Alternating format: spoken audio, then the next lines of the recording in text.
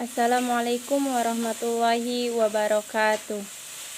Saya Mawaddah Nur Fadilah Siregar, NIM 120114264447, Prodi Tadris IPS dari Fakultas Tarbiyah dan Keguruan.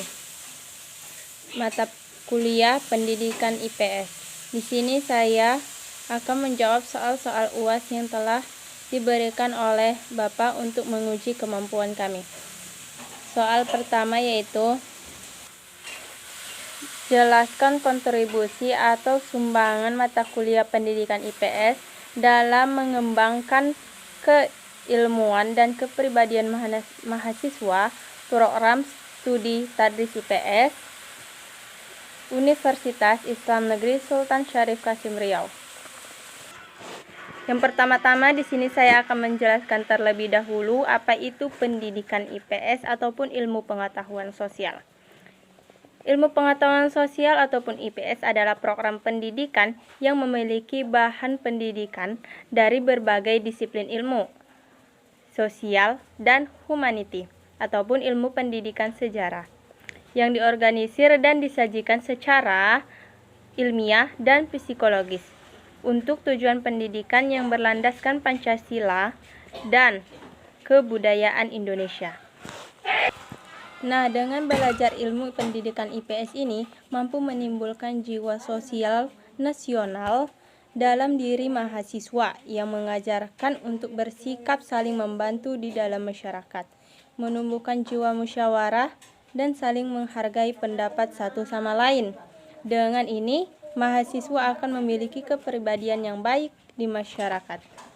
Dalam hal lain, di dalam kehidupan seperti religius, jujur, disiplin, sopan santun, toleransi, kerja keras, bertanggung jawab, cinta damai, dan adil, serta kerjasama, peduli kepada sesama. Nah, dari hal ini perlu dimulai dari hal yang kecil, seperti dimulai dari lingkungan terkecil, contohnya seperti keluarga, sampai dengan cakupan yang lebih luas yaitu masyarakat ataupun negara. Nilai-nilai tersebut tentunya perlu ditumbuhkan dan dikembangkan pada diri kita untuk membentuk pribadi ataupun karakter peserta didik yang selanjutnya merupakan pencerminan hidup suatu bangsa. Terima kasih. Yang selanjutnya yaitu soal nomor 2. Coba saudara analisis isu-isu sosial kontemporer yang berkaitan dengan ilmu pengetahuan sosial yang dapat diangkat dalam proses pembelajaran IPS sebagai praktis pendidikan IPS. Bagaimana sikap Anda melihat fenomena dan problema sosial tersebut? Nah, menurut pendapat saya, isu-isu kontemporer ini ataupun isu yang berkembang sekarang berkaitan dengan pendidikan dan bidang kehidupan manusia. Yang lain seperti ekonomi, budaya, politik, dan sosial, dan sebagainya. Contoh materi untuk pengembangan pembelajaran serta memahami isu-isu sosial kontemporer di lingkungan setempat siswa berada. Kutipan tersebut bisa dipilih dan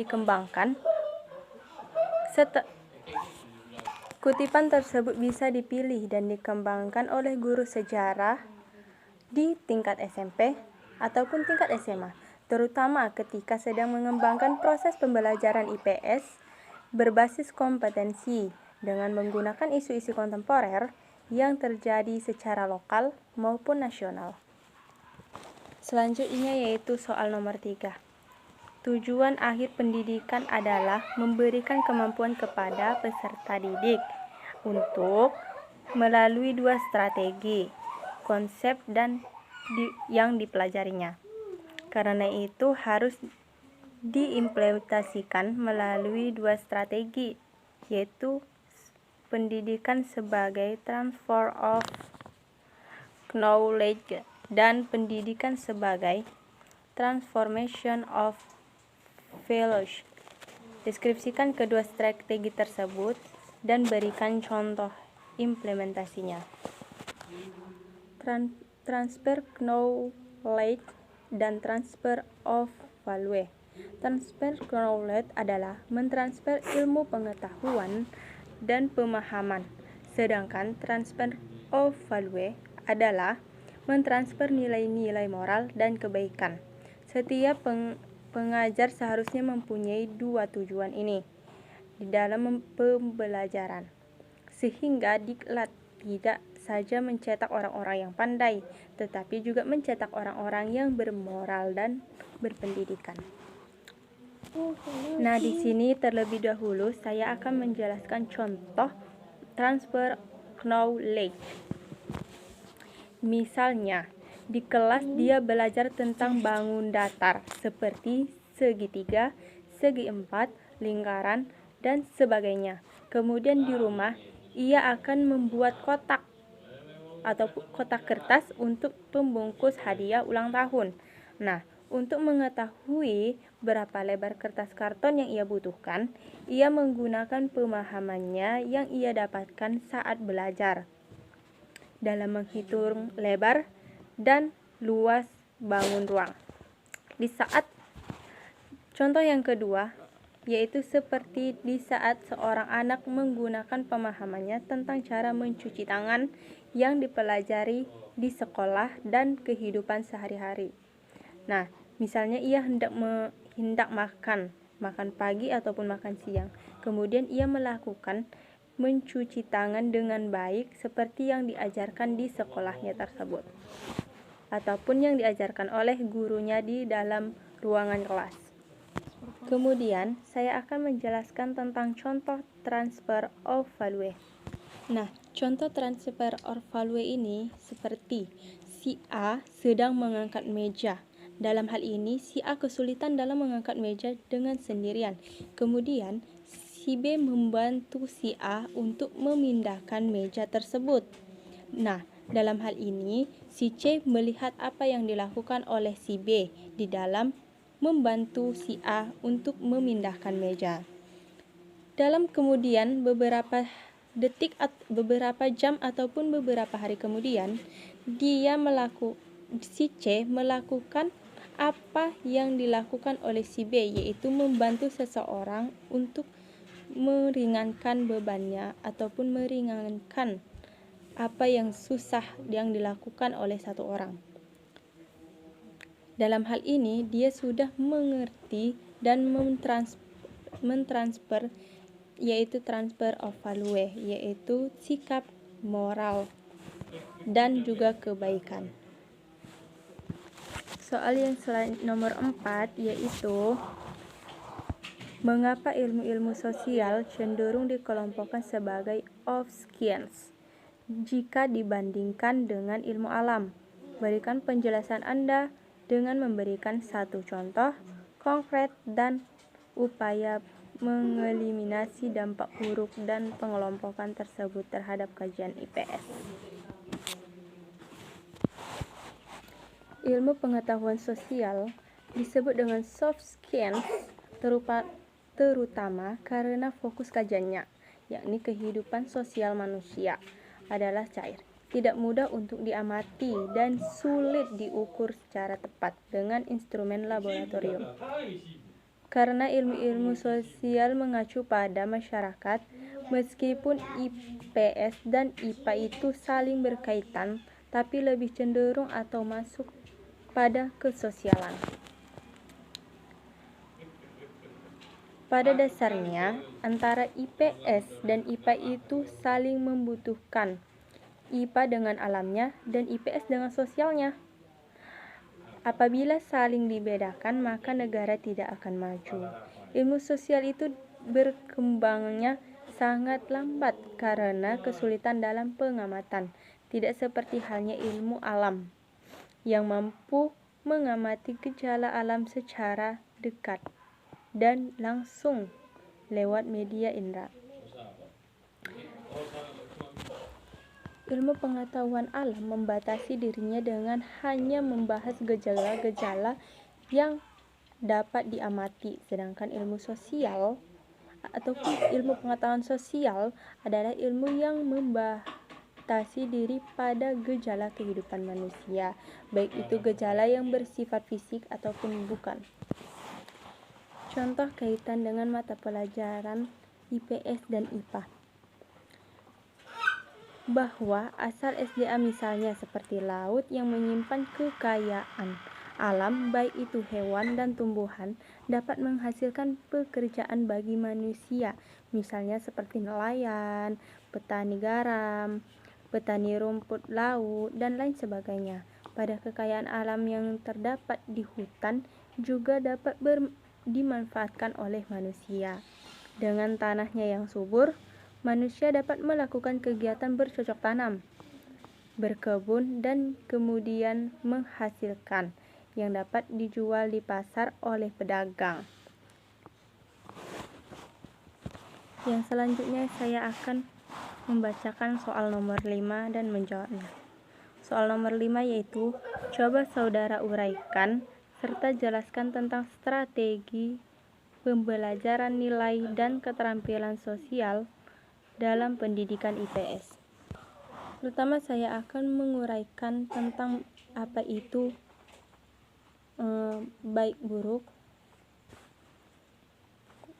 Secara umum, nilai merupakan tentang baik buruk, tentang tata laku yang telah mendalam dalam kehidupan masyarakat.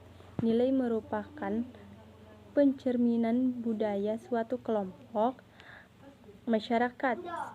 Sikap adalah sebagai keadaan yang ada pada diri manusia yang mengerjakan untuk bertindak.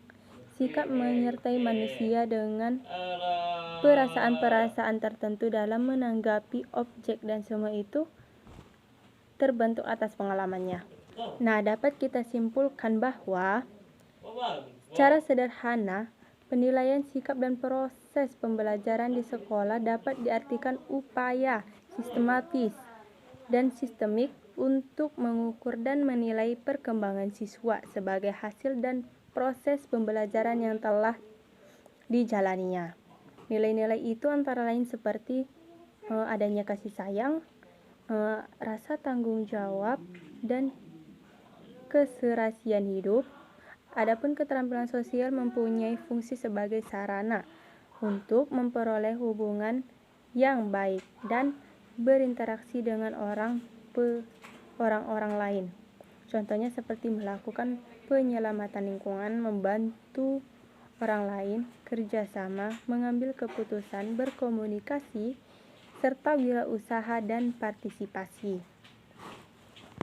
Nah, ada beberapa strategi dalam mengajarkan keterampilan sosial kepada para siswa melalui pendidikan IPS. Yang pertama dengan konstruktivistik,